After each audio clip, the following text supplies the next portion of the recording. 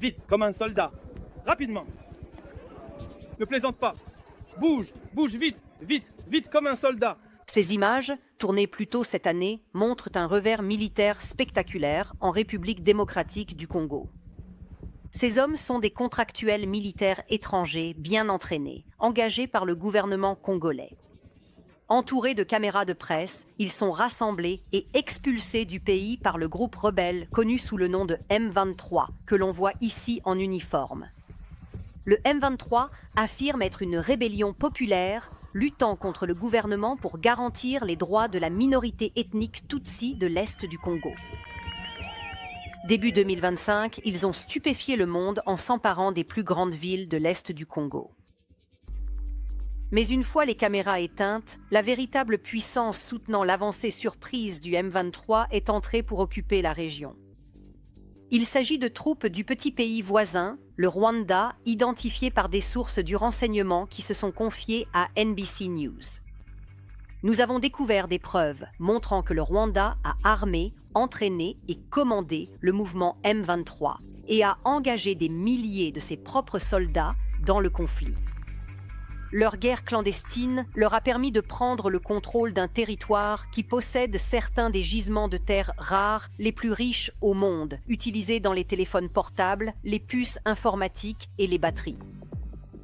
Cela a également causé la mort de milliers de personnes et déplacé des millions d'autres. Malgré les accusations de l'ONU et des gouvernements occidentaux, le président rwandais Paul Kagame a soigneusement et à plusieurs reprises nié toute implication dans le conflit. Ce problème n'a pas été créé par le Rwanda et ce n'est pas le problème du Rwanda. C'est le problème du Congo. Le M23 n'est pas composé de Rwandais. Le Rwanda a-t-il actuellement des troupes, ne serait-ce qu'une, dans l'est de la RDC? Je ne sais pas. NBC News a obtenu en exclusivité 3 ans de rapports de renseignement confidentiels et des images de surveillance. Ils nous ont été remis par des sous-traitants militaires engagés pour fournir des renseignements aux forces congolaises. En utilisant des rapports d'incidents supplémentaires des forces de défense du Rwanda, RDF, des images satellites et des entretiens avec des combattants, nous avons pu reconstituer le récit de la guerre secrète menée par le Rwanda. Pour la première fois, nous pouvons voir comment le Rwanda a établi des bases avancées sur le sol congolais, comme cette base-ci, située à près de 65 km de la frontière, qui servait à armer, former et commander les alliés du M23. Les images divulguées montrent également comment les RDF ont inondé l'est du Congo d'armes lourdes, notamment des mortiers guidés, des mitrailleuses lourdes, des lance-missiles et même des systèmes blindés de défense aérienne. Ils ont mis en place un réseau de tranchées et de positions fortifiées permettant aux soldats rwandais de participer directement au combat. Les sous-traitants à qui nous avons parlé estiment que le déploiement du Rwanda dans l'est du Congo compte désormais plus de 5000 soldats. Un porte-parole du gouvernement rwandais a refusé de répondre à nos questions, mais a déclaré « Le Rwanda agit pour défendre ses frontières et n'a aucune ambition territoriale en République démocratique du Congo. » En chemin, des fissures sont apparues dans la guerre secrète menée par le Rwanda. En mai 2022, les forces congolaises ont affirmé avoir capturé 2 soldats rwandais sur le sol congolais. Le Rwanda a nié ces faits, affirmant que les soldats avaient été enlevés de l'autre côté de la frontière. Mais NBC a obtenu le rapport interne des forces de défense rwandaises concernant l'incident, confirmant que ces soldats ont été capturés alors qu'ils participaient à une attaque du M23 contre une caserne militaire congolaise. Le rapport recommande une sanction pour leur commandant, qui a permis à ces soldats de participer à l'attaque tout en portant des insignes militaires rwandais. Pour préserver le secret, le Rwanda a commencé à équiper le M23 et ses propres troupes avec les mêmes uniformes et équipements non identifiables, rendant presque impossible de les distinguer les uns des autres. Pour éviter la capture et l'identification des systèmes d'armes rwandais, il les faisait passer chaque nuit de part et d'autre de la frontière vers le Rwanda.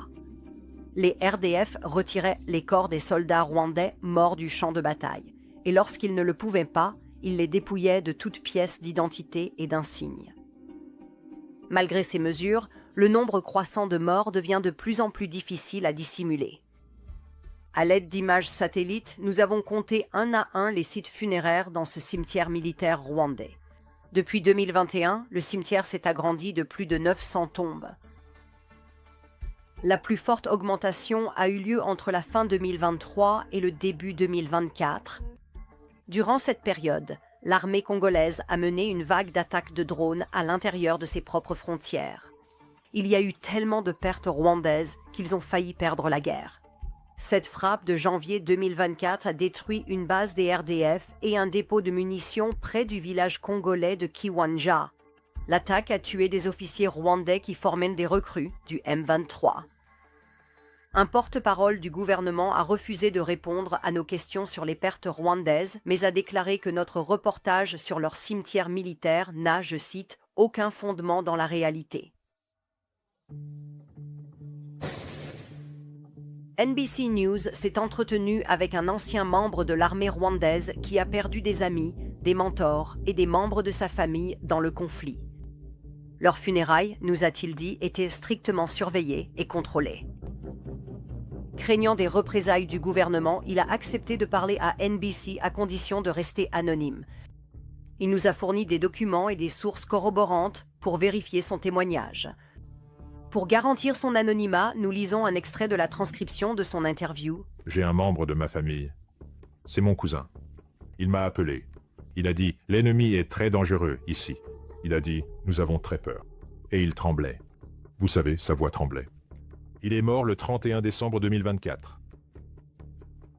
On vous amène au cimetière, on vous montre le cercueil, puis on l'enterre, puis vous rentrez chez vous. Après cela, ils surveillent les familles, leurs conversations, s'ils partagent ce qui leur est arrivé. Ils sont censés rester silencieux. Pour de nombreux Rwandais, le chagrin est plus fort que la peur. NBC News a trouvé et vérifié 91 exemples de familles rwandaises qui ont défié les autorités en publiant des avis de décès de proches morts dans l'est du Congo. Quand quelqu'un est mort, parfois il ne vous reste plus rien à craindre. Ils n'ont plus rien à perdre. Près de 4 années de conflit ont eu leur plus lourd tribut sur les civils congolais. Des millions de personnes ont été forcées de fuir leur domicile pour échapper au combat, souvent à plusieurs reprises. Et les tentatives rwandaises de dissimuler leur présence ne font qu'aggraver la situation. Un rapport ayant fuité en janvier 2024 montre comment les RDF et le M23 ont établi cette petite position fortifiée, puis ont expulsé tout le village voisin pour préserver le secret.